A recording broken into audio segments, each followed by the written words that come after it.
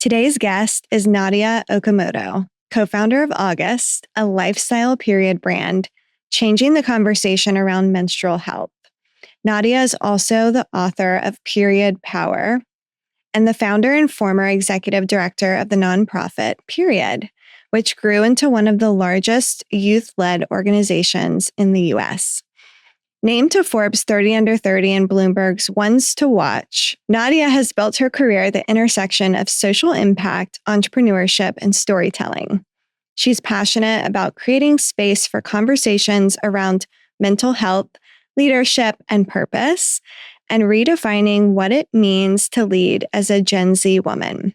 In our conversation, Nadya and I will talk about the realities of building a mission-driven company, the importance of self-awareness and leadership, and how she continues to evolve as both a founder and a person.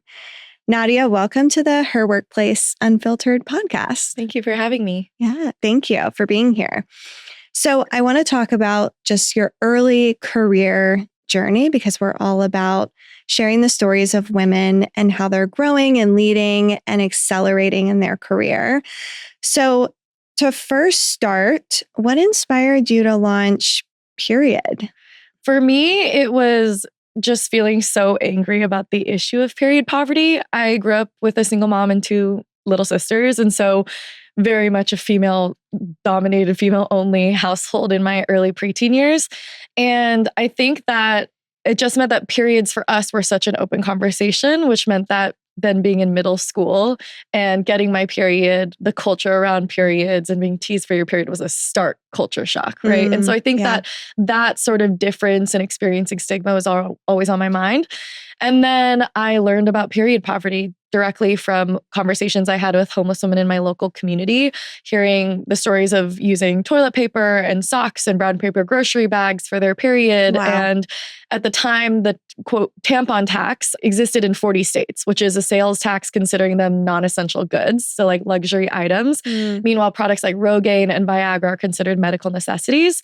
That tax is now in 18 states. So over the last decade, we've made tremendous progress, but we still have 18 states that tax these products. Yeah. So I think for me, I just became completely obsessed with the issue. And the more I learned about it, like leading cause of absenteeism, like both domestically and globally, the amount of stigma that exists and sort of cultural barriers that it creates, I just became completely obsessed with the issue of fighting period stigma and period poverty. And I still very much am. Wow.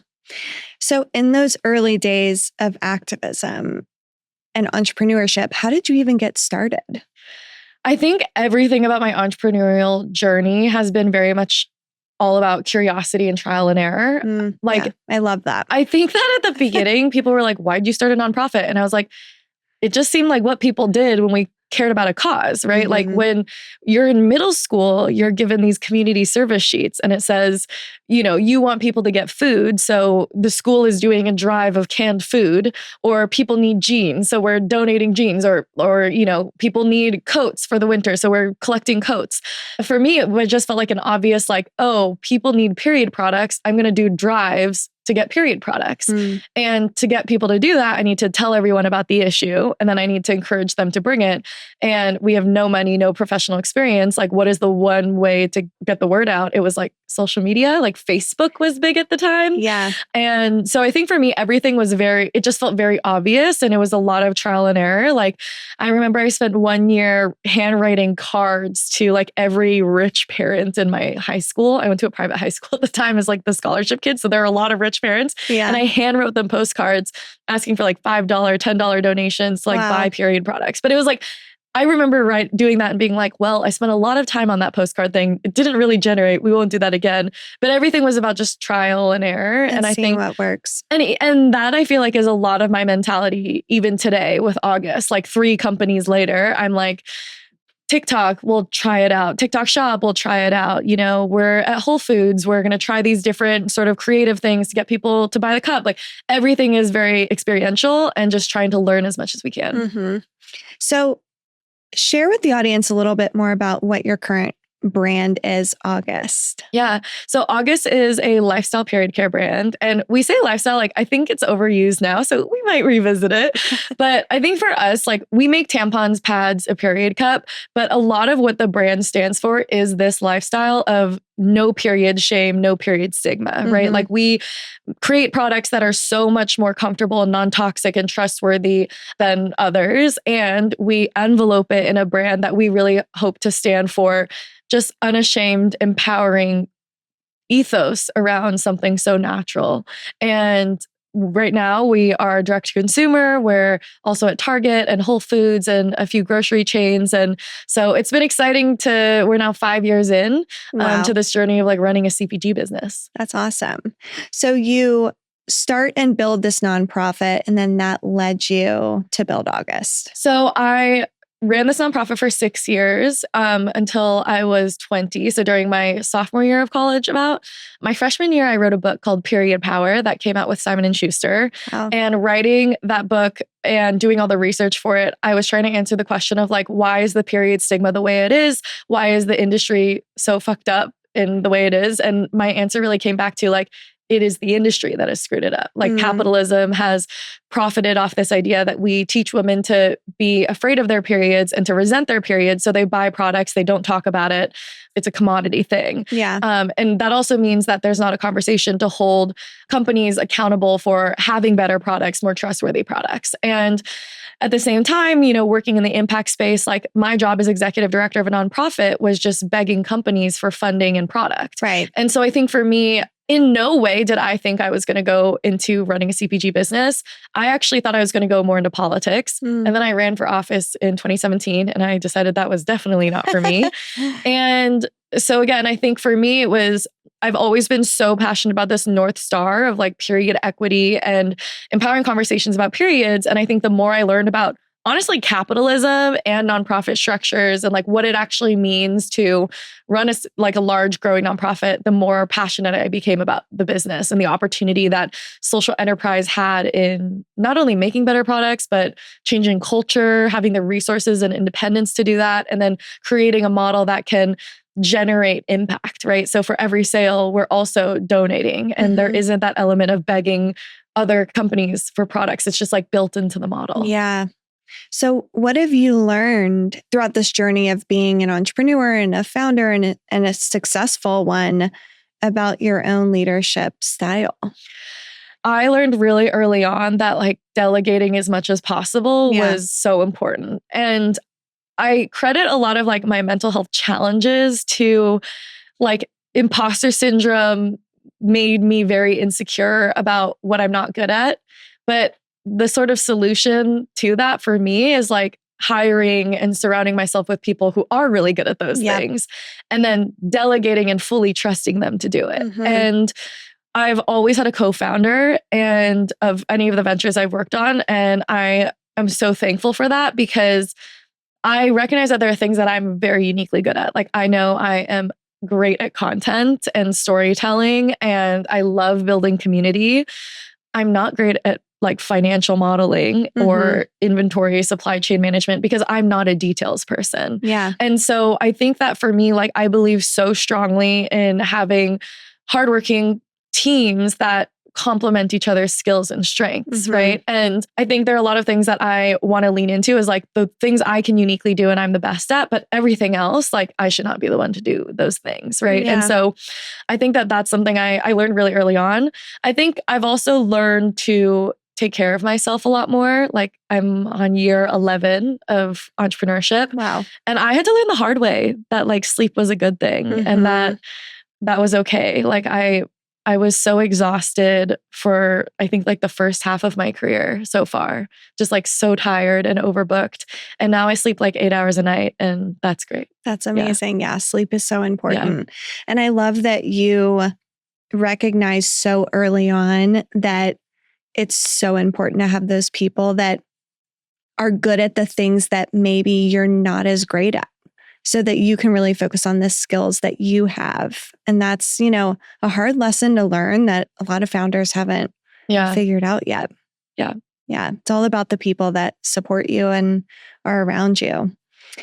kind of looking back at your journey, what gave you that courage to start so young? I think my brutally honest answer is that the issue of period poverty just made me so angry. Yeah. That as nervous as I was to put myself out there and like talk about periods, I remember pitching to my whole school at a school assembly, like, I'm putting these bins out, please put tampons in there, right? Like, as much as I was nervous to do that, I was so frustrated and passionate about the issue that like what I thought didn't really matter, you know? Yeah. Even like my lack of experience didn't really matter. I was just so passionate about the issue. I still feel that way. Like whenever I'm nervous about posting something on TikTok, I'm like, my reason to do it is so much stronger than my fear. Like sometimes people try to give me the compliment of like, oh, you're so fearless. And I'm like, but I actually feel like I'm full of fear. It's just that cost, benefit analysis. Like my passion just overrides that. it. Yeah. That's incredible. What have been some of the biggest challenges that you've faced in your career journey of building these organizations? I mean, I think that one of the biggest challenges is that, I don't come with a lot of work experience in whatever I'm doing, right? Like I ran a nonprofit. That was the first nonprofit I had ever worked for. I have only ever been my own boss, which means that when it comes to even things like figuring out HR management, like I've never worked at a corporation that had an HR department. Like I think that for me, so much of my career has been learning on the job. And there's so many benefits to that, right? It means you can think differently. Obviously, I have a lot of mentors around me and bouncing ideas off of and learning from their experience. But winning on the job and testing on the job also means losing on the job and making mistakes. Yeah. And so I think that it's a constant balance. And with trial and error, there's a lot of good things and then there's error, and I think that for me, one of the harder things is just kind of learning from that, and the benefits outweigh the challenges in that. But now it's hard for me to say like, oh, I don't have as much work experience because I've been doing this for like so long. But I think I still feel like I'm just learning and I have no idea what I'm doing. And every day I wake up and I'm trying to figure out, solving new problems or new challenges. Yeah. I'm right there with you on the entrepreneur side of like never building a company before. I've never had that experience. And a lot of people say to me, wow, you just fly the plane while you build it. Yeah. And there's a lot of benefit to that because you don't have that past experience to revert back to. Yeah. So it almost makes you more fearless. But two, you're like, there's room for error. Yeah. And there's a risk that your plane crashes at any moment. Yes, exactly. Oh my gosh. So tell me where August is today. Like, how are you defining success? Well, it's interesting because I feel like we're in a really new chapter of August. Like, obviously, the company has now been out in the world for like 4.5 years. We started my junior year of college. And so I'm now like 5 years out from post-grad, which is wild. Wow. But I feel like year 1 through 3 is really about creating and introducing the brand. And then now we're in this era of like evolving the brand and where like we have something to exist, right? It kind of goes back to like building the plane as you fly it. It's like our plane has been built and now it's just about improving it. And it's about figuring out what direction we're going to go next. We were only online for the first couple years, and now we're in Target and retailers. And the scaling part of this is all about more retailers, more shelves, more doors, and trying to grow really thoughtfully. And it's so much pressure. We are a VC-backed business. And with that comes a lot of opportunity, but a lot of pressure. Yeah. And I think that me and my co-founder feel that, and it's motivating for sure. But our success very much like we have quantifiable success as a business, right? In terms of how we're growing. I'm really, really focused on just like community and kind of to what I was saying, like improving this plane and figuring out like to get us to new heights, what are the changes that we need to make? Who are the people that we need to bring in? But it's been really fun to be on shelves. Like obviously we started kind of at the tail end of the pandemic, but it's such a magical feeling to walk into a store and see your product on shelves and like the culmination of so much hard work from so many people, that's just like a really, really magical feeling. Mm-hmm. Yeah, that's incredible. It's fun. Yeah. So you're so passionate about building and curating and growing your community. How do you do that while scaling a business? I actually think that one of the things that we've really leaned into is that your community doesn't have to scale for your business to scale. Like, and this is something that I think my opinion on has shifted over time, right? Like we used to have this community sort of online home, this like online chat. We were measuring like 5,000 people in it, 6,000. Like we were so focused on how many people were in it. But I think that as the company has grown, our focus has been more like, rather than trying to cater the needs of 5,000 people, what if we like really curated who we're investing into and how do they represent a diverse array of communities that we're also trying to represent?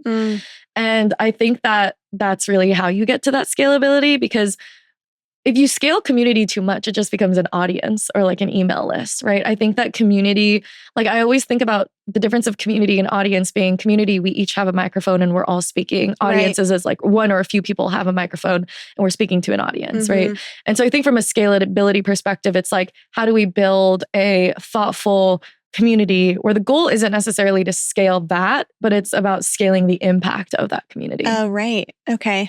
I love that. So I want to talk about your personal brand. You've done an incredible job at building your own personal and professional brand, which has really helped grow and build your businesses. I'm curious what your opinion is for the founders that are listening. Do you feel like it's important for them to be building a brand on social media?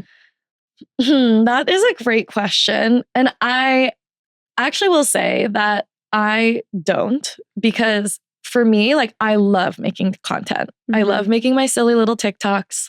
I love having millions of followers. I love meeting so many of those followers. But for me, making content is like energizing. Like I love it so much. And I think I've done it for so long that like I'm not stressed when I hit post. I'm like excited. Yeah.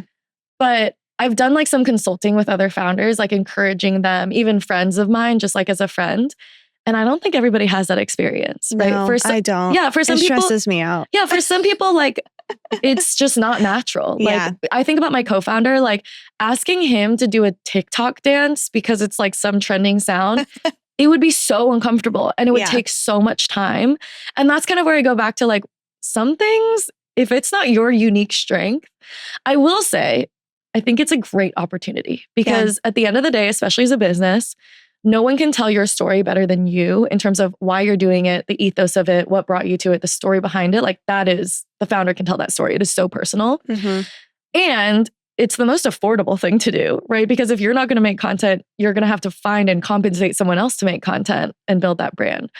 I will say I try to not be equated to August. I really want to be like a funnel for August. Yeah. Like I don't, and it goes back to that scalability. Like I know I am not for everyone, but we want a brand as August to be standalone and for as many people as possible. So like I tried to separate myself where like I am happy to be a funnel for August, but I want August to be like its own and to stand alone and for actually the faces on the page to be many other people, right? I might be one face, but yeah, so I would say I don't think every founder needs to do it, but if it's natural for them, it's a huge opportunity, right? And other people who don't want to be publicly on social media, like there's so many other ways to tell that story. Some people are great writers, they're great speakers. For me, I think that the opportunity of being on social media is so great because the virality aspect. Yeah, I love to write. Yeah. And so I really leaned into LinkedIn in the beginning. I'm on Substack. I'm starting to like do more posts because I do see the opportunity there.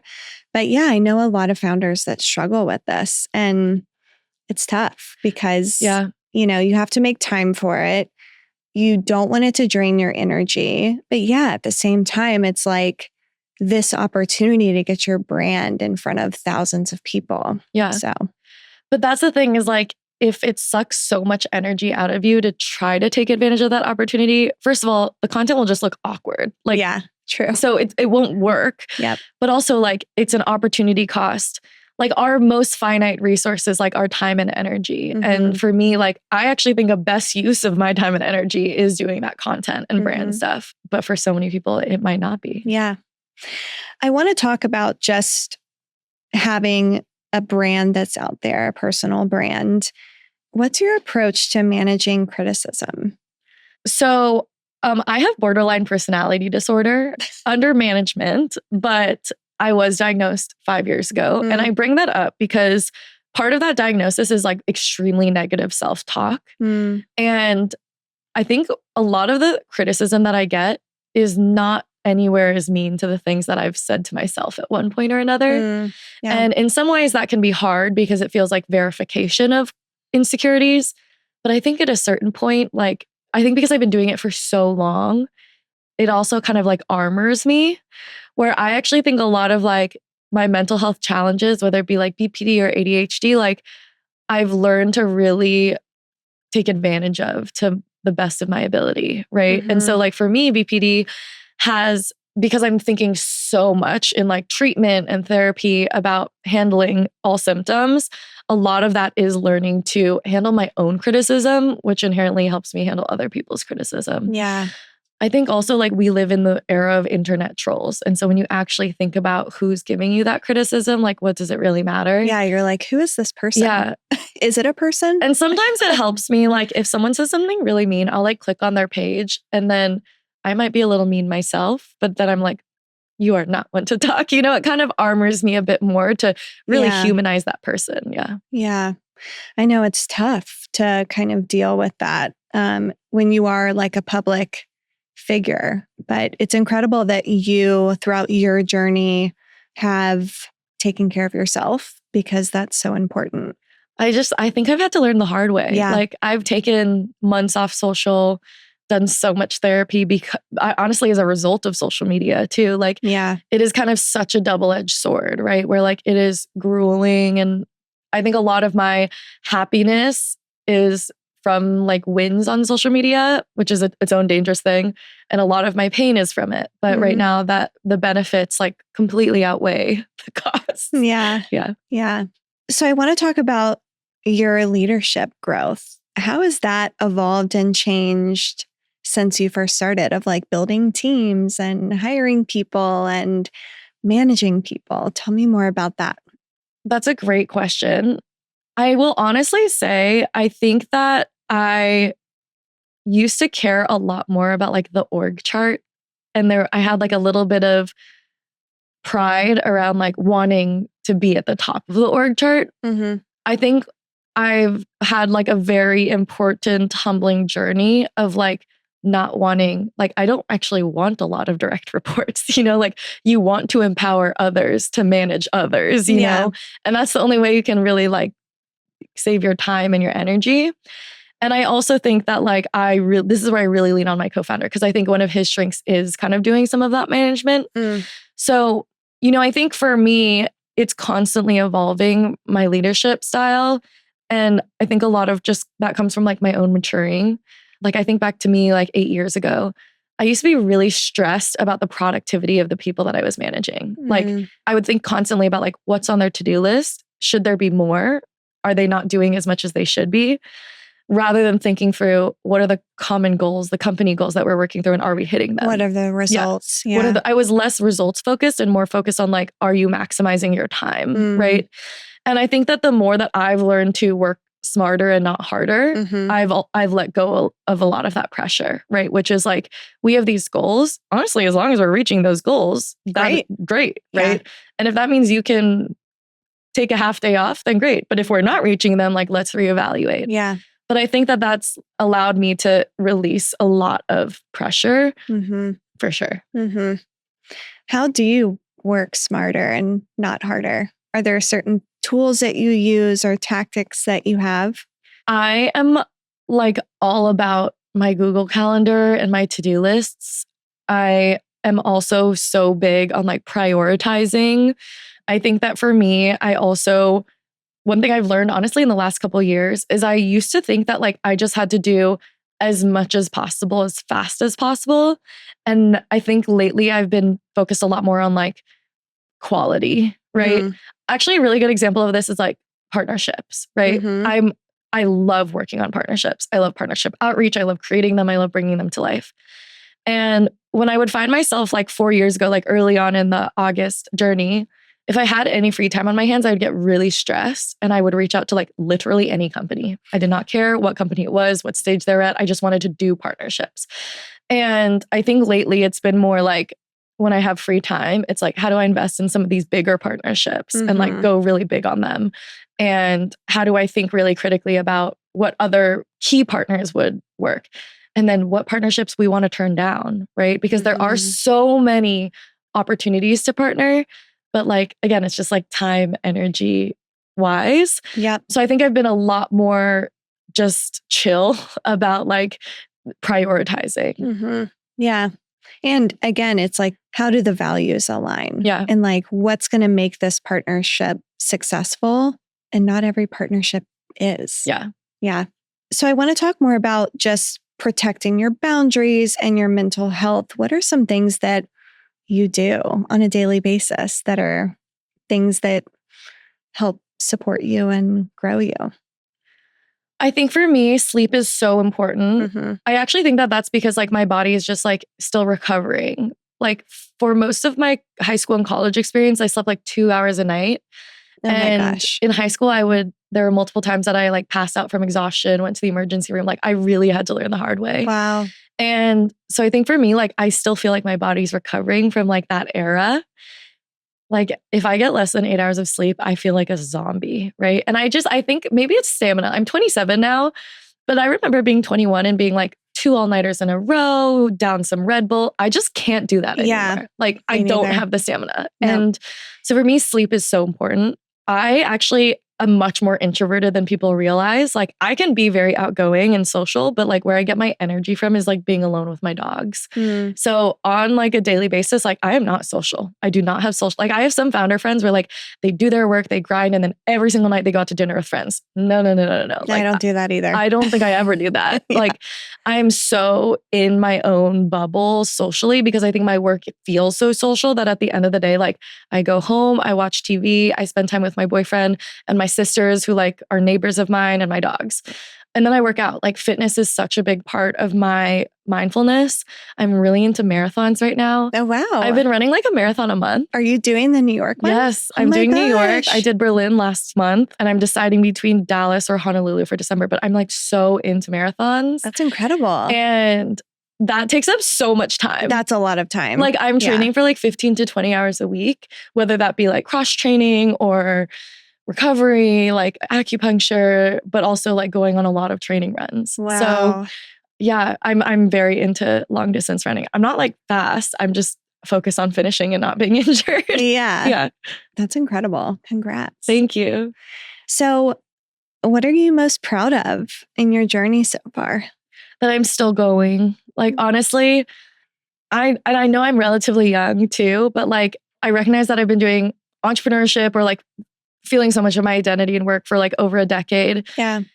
And I've had periods of burnout and I don't feel burnt out right now, but I have a lot of people that I like started with in that kind of world of like youth activism who are burned out and like not still going. And I like am so thankful that I have the support network and that I have the projects and opportunities that keep me going.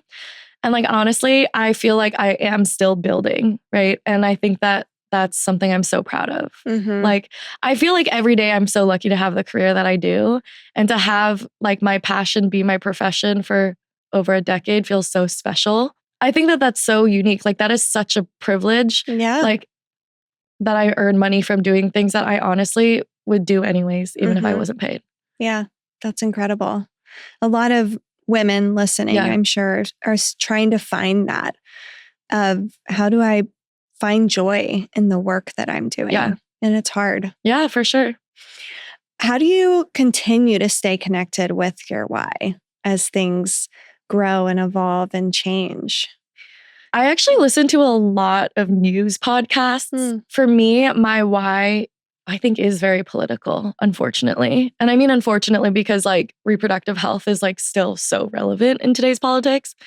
But I think my why has always really laddered up to gender equality. And I'm so passionate about reproductive health because I think it represents so much of how we think of women. Yeah. Like even how we like value women, how we value the gender equality movement, how we think about bodies. And I listen to probably like 30 minutes to 2 hours a day, like on my runs and stuff, of podcasts or audiobooks. And I think that that motivates me so much. I also think it's just conversations on the topics with people, right? Like I recently started a run club with my sister, and like we had our first meetup last weekend, and just talking to like girls who are younger than me about how they're feeling in today's moment. Or right now there's like a lot of fear online because there are these viral videos of other pads having like mold in them, right? And like, right, I've seen those. These super viral videos. Crazy. And like even that to me is a huge why, right? Like this distrust. That's a problem. Yeah, it's a problem. And I do think I am motivated a lot by like the issue itself and like my why. So I think for me, it's just like constantly learning. Yeah. Would you ever run for office again? No way. I think for me, I unfortunately have like lost a lot of faith in the electoral politics system.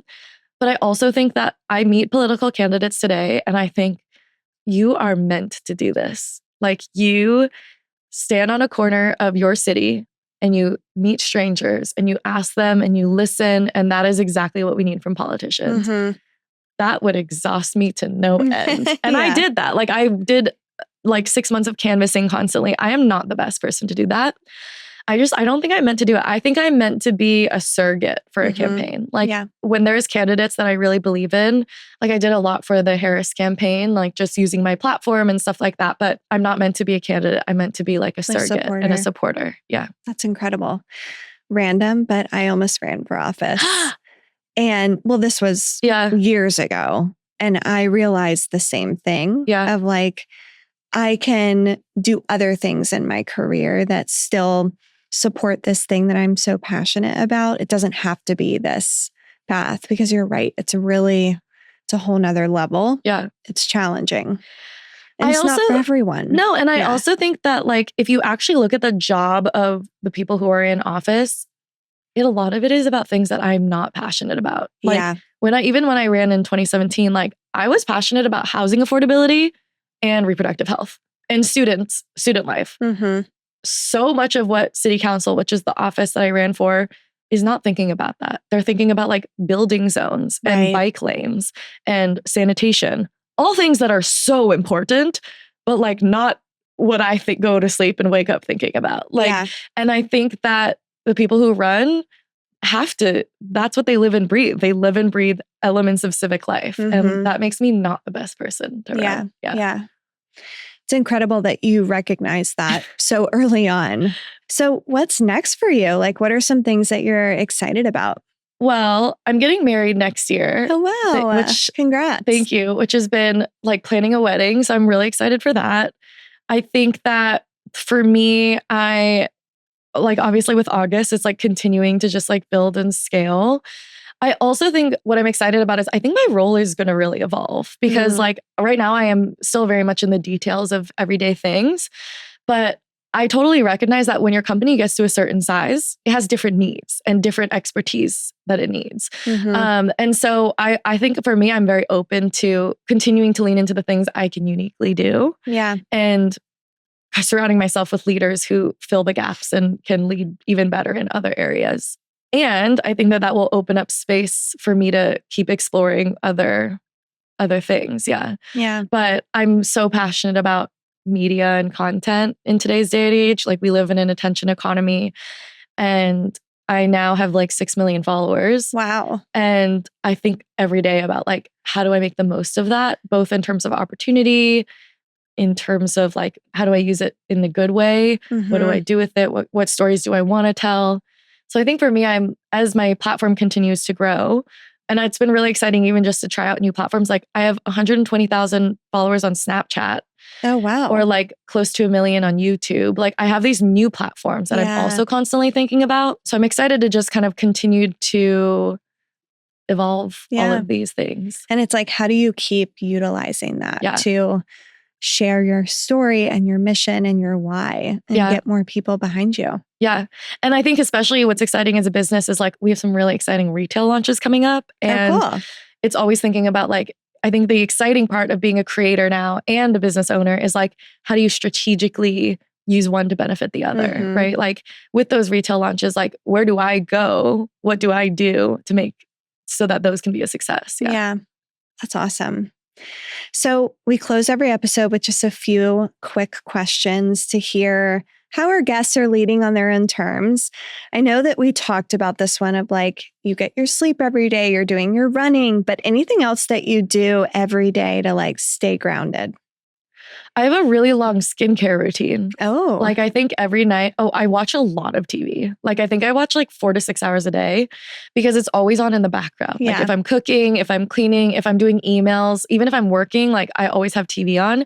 And I watch like shows that have nothing to do with my life. Like I cannot watch a show about like a girl building a startup. That's too stressful. Yeah. But I love watching like firefighter shows. Like I watch a lot of 911, a lot of Rookie. And like I will watch 20 to 30 minutes of an episode while I do my skincare routine. Like I have to do my cleansing and my vitamin C and my serums and my like it's such a ritual before I go to sleep. And then I massage my legs for like 20 minutes. Wow. Just from like running. For your recovery. running. Yeah. Wow. What are you watching right now?